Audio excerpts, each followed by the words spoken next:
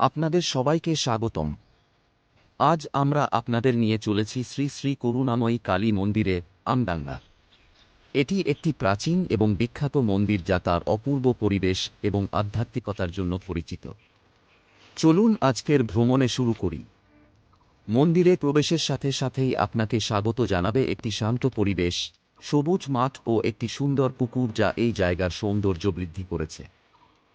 এই মন্দিরটি প্রায় 450 বছরের পুরনো।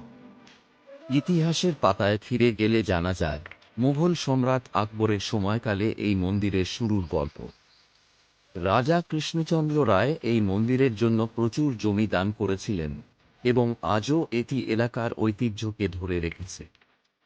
মন্দিরটি 2 তলা, যেখানে কালী মায়ের প্রতিমা প্রথম তলায় স্থাপিত।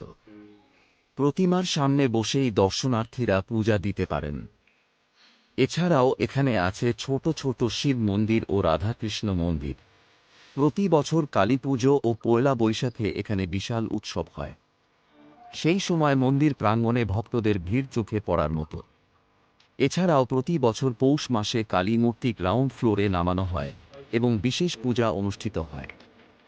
এখানে ভক্তদের জন্য রয়েছে ভোগের ব্যবস্থা, যার মূল্য মাত্র 80 টাকা। আপনাকে আগে থেকে বুকিং করতে হবে। এই ভোগের স্বাদ ও আয়োজন ভক্তদের জন্য বিশেষ আকর্ষণ। শ্রী শ্রী করুণাময়ী কালী মন্দিরের পরিবেশ অত্যন্ত শান্তিপূর্ণ।